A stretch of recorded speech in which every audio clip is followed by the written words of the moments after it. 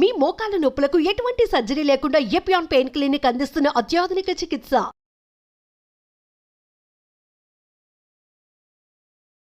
Hi, నమస్కారం. నేను doctor Radha from Aster prime hospital, Ameerpet.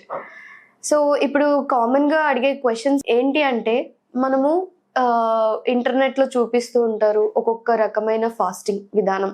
అంటే ఒక వెయిట్ లాస్ జర్నీలో పలానా డైట్ ఫాలో అవుతే ఇన్ని కేజెస్, 10 కేజెస్ వెయిట్ లాస్ అనేసి, 15 కేజెస్ వెయిట్ లాస్ అనేది మనకు కామన్గా ఇంటర్నెట్లో కొన్ని వీడియోస్ పోస్ట్ చేస్తుంటారు. సో మనము ఇక్కడ చూసి కొన్ని ఫాలో అవుతాము. సడన్గా ఏదో ఒక చేంజ్ వస్తుంది, తర్వాత పరిగెత్తుకుంటూ డాక్టర్ దగ్గరకు వస్తాము.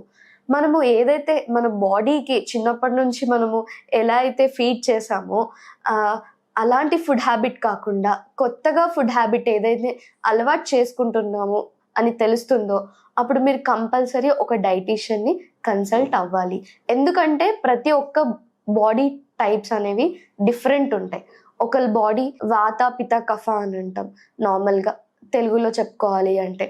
లేదు మనకు అలోపతిక్గా చెప్పుకోవాలి అంటే కొంతమందికి బీపీ, షుగర్, థైరాయిడ్ ప్రాబ్లమ్స్, తర్వాత ఫిట్స్ ప్రాబ్లం, తర్వాత డయాబెటిక్ ఉంటారు కొంతమంది, hyper tensive patients, high BP patients ఉంటారు, కాళ్ళవాపులు ఉంటాయి, తర్వాత గుండెలో నీరు చేరుకోవడం లాంటి ప్రాబ్లమ్స్ కానీ, తర్వాత ఫిట్స్ రావడం కానీ, ఇంకా ఆస్తమా కానీ, తర్వాత ఇంకా టీబీ, ఇలాంటి కొన్ని ప్రాబ్లమ్స్ ఉంటాయి. అంటే క్రానిక్గా చాలా వరకు ఫేస్ చేసే ప్రాబ్లమ్స్ ఏవైతే ఉన్నాయో అవి దృష్టిలో పెట్టుకొని మన డైట్ అనేది మనం అలవాటు చేసుకోవాలి.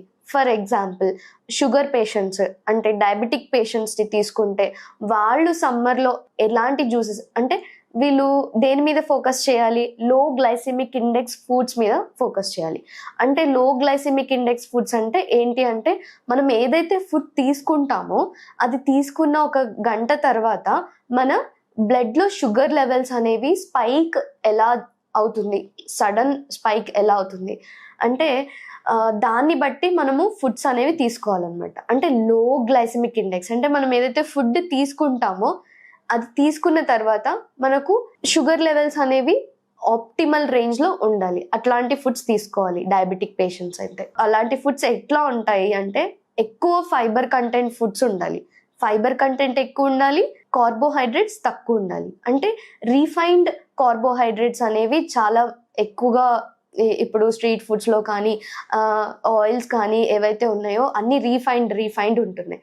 సో మనము ఇక్కడ గమనించుకోవాల్సింది ఈ స్పెసిఫిక్ సమ్మర్లో ఏంటి అంటే, fat burning foods like carrot, కీరా, దోసకాయ, ఇలాంటివి ఏవైతే ఫుడ్స్ ఉన్నాయో ఇవన్నీ మనము అలవాటు చేసుకోవాలి. ఈ జ్యూసెస్, ఇవన్నీ జ్యూసెస్లో కూడా దొరుకుతాయి.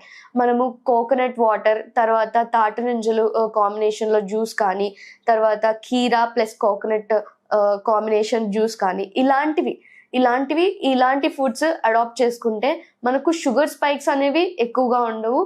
నార్మల్గా మన బాడీకి కావాల్సిన ఎలక్ట్రోలైట్స్ ఏవైతే ఉంటాయో అవి కరెక్ట్ మోతాదులో ఉంటాయి. నెక్స్ట్ ఇంకొకటి హైపర్ టెన్సివ్ పేషెంట్స్. ఇప్పుడు వీళ్ళు ఒక్కొక్క బాడీ టైప్ బట్టి ఒక్కొక్క డైట్ ఉంటుంది. ఫర్ ఎగ్జాంపుల్ గుండె వాపు ఉంది, కాళ్ళు వాపులు వస్తున్నాయి అంటే గుండె ప్రాబ్లమ్స్ ఉంటాయి. వాళ్ళకి ఏంటి అంటే ఎక్కువ నీళ్ళ శాతం ఉన్నవి తీసుకోకూడదు.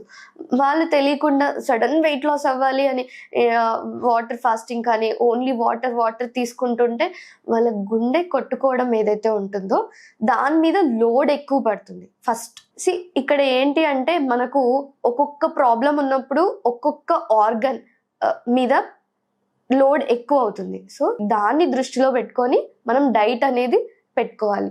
ఏ డైట్ ఫాలో అవ్వాలి ఏంటి అని ర్యాండమ్గా ఇంటర్నెట్లో లేదంటే వీళ్ళు చెప్పారని కాదు. మీ బాడీ టైప్ ఎలాంటి బాడీ టైప్, మనకు ఏమేమి ఉన్నాయి అవన్నీ డాక్టర్ని కన్సల్ట్ అయ్యి ఎట్లాంటి ఫుడ్స్ తీసుకోవాలి అంటే, వాటర్ ఎక్కువ ఉన్న ఫుడ్స్ తీసుకోవాలా, ఫ్యాట్ బర్నింగ్ ఫుడ్స్ అంటే ఏం తీసుకోవాలి, లో గ్లైసిమిక్ ఇండెక్స్ తీసుకోవాలా, ఎలాంటి ఫుడ్స్ తీసుకోవాలన్నా ఫస్ట్ మీకేం తెలియాలి, మీరు హైపోగ్లైసిమిక్ పేషెంటా అంటే కళ్ళు తిరిగి పడిపోతున్నారా, షుగర్ లెవెల్స్ తక్కువ అయిపోయి సడన్గా. ఈ సమ్మర్స్లో ఏంటి అంటే ఎక్కువగా కళ్ళు తిరిగి పడిపోతుంటారు.